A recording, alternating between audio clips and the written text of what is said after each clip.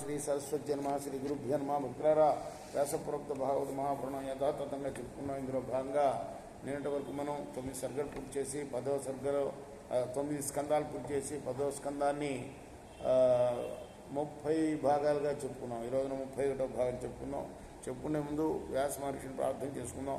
వ్యాసాయ విష్ణురూపాయ వ్యాసరూపాయ విష్ణవే నమో వై బ్రహ్మదేవాసుతాయ నమో నమః. ఆంజనేయం మహావీరం బ్రహ్మేష్ఠి స్వాత్మ తరుణార్క ప్రభంశాంతం ఆంజనేయం నమామి. సదానింబవృక్షస్య మూలాధివాస సుధాశ్రావణిం తిక్తమప్యప్రియంతం తరుంకల్ప వృక్షాధికం సాధయంతం నమామి ఈశ్వరం సద్గురుం సాయినాథ్. మద్దద్గురు సాయినాథ్ మహారాజ్కి శుకుడు చెప్తున్నాడు పరీక్షణ్ మహారాజుతోటి, ఉపగుహ్యాత్మజామేవం మృదత్యా దీన దీనవత్ యాచిత్తస్తాం వినిర్భస్యాస్తాదా చిచ్యతే కలహ తాం గృహీత్వా చరణయోర్జాతమాత్రం స్వసుఖ సుతాం స్వసుహు సుతాం అపోదయచ్చలావృష్టే స్వార్థోన్మూలిత సహృదయ. పరీక్షణ్ మహారాజా తర్వాత దేవకీదేవి ఆడ శిశువును తన పొత్తిళ్లలో దాచుకుంటూ అతి దీనంగా కన్నీరు మున్నీరుగా ఏడవటం మొదలుపెట్టింది.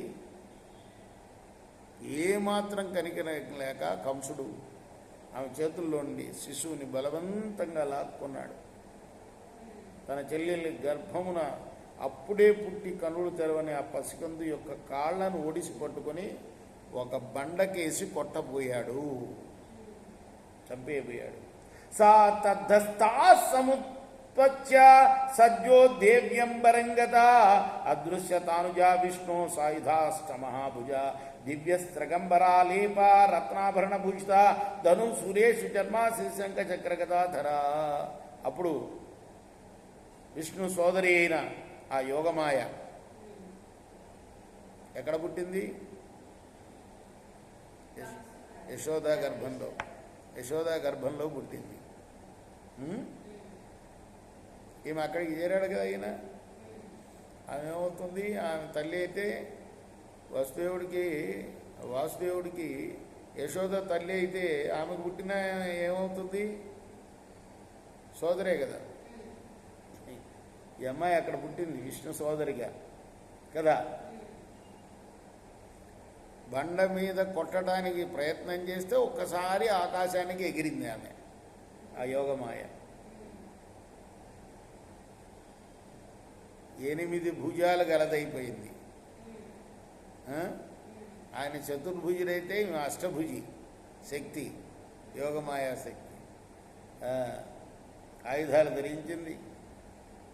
అలా కనపడింది వాళ్ళందరికీ కూడా. దివ్యమైన వస్త్రాలతో, మాలలతో, లేపనములతో, మణిమయములైన ఆభరణాలతో అలంకృత అయి ఉన్నది ఆమె. ధనుర్బాణాన్ని, శూలాన్ని, డాల్ని, ఖడ్గాన్ని, శకచక్రాల్ని, గదను 8 చేతుల్లో దాల్చింది.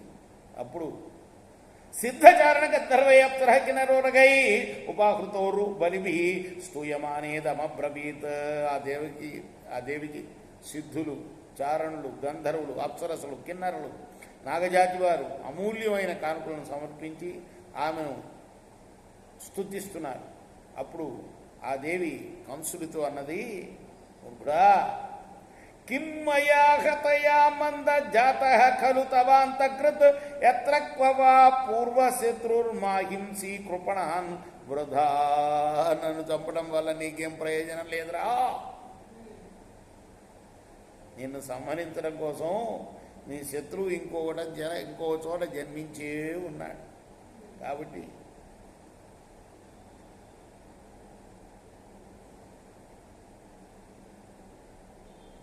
ఇది ప్రభాష్య తం దేవి మాయా భగవతి భూయి బహునామనికేతేషు బహునామా బభూవ. ఆ తర్వాత ఆమె అంతర్ధానమైంది. ఆమె పలు పేర్లతో భూమి మీద ఆ మహాశక్తే ఉన్నది. అర్థమైందా? అది సంగతి. మనం ప్రతి ఊర్లో గ్రామ దేవత ఆమె అన్నమాట. తయా భీతమాకర్ణ్య కంస పరమ విస్మిత దేవకీం వసుదేవంచ విముంచ ప్రసృతో అబ్రవీత్. దేవి పలికిన మాటలు వినగానే కంసుడు ఆశ్చర్యపోయాడు. ఆ తర్వాత దేవకీ వసుదేవుల్ని బంధ విముక్తుల్ని చేశాడు. వినమ్రతతో ఇలా అన్నాడు, అహో భగిన్యహో భామ మయా వాంబత పాప్మన పురుషాద ఇవాపత్యం బహవో హింసితా సుత సత్వహం త్యక్తకారుణ్య త్యక్తజ్ఞాతి స్ఫూర్త్కల కాం లోకాన్ వైగమిష్యామి బ్రహ్మహేవమృత శ్వసన్. ప్రేమైన సోదరి, ప్రేమైన బావ వసుదేవ, నేను అందరి పాపాత్మున్నయ్యా. రాక్షసుల్లాగా మీకు కలిగిన ఎంతోమందిని పసిగంతులను చంపేశాను. నేను ఏమాత్రం కనికరణ లేకుండా బంధుమిత్ర భావనను కూడా విడి అకృత్యాలకు పాల్పడ్డాను. అటు నేను ఎట్టి నరకయాతనలకు గురి అవుతానో తెలియదు. వాస్తవంగా నేను బ్రహ్మహత్య చేసిన జీవన్మృతుణ్ణే అన్నారు. రేపు మనం 32వ భాగంలో మిగతా కథ కొనసాగిద్దాం. కృష్ణార్పణమస్తు. సాయి కృష్ణ.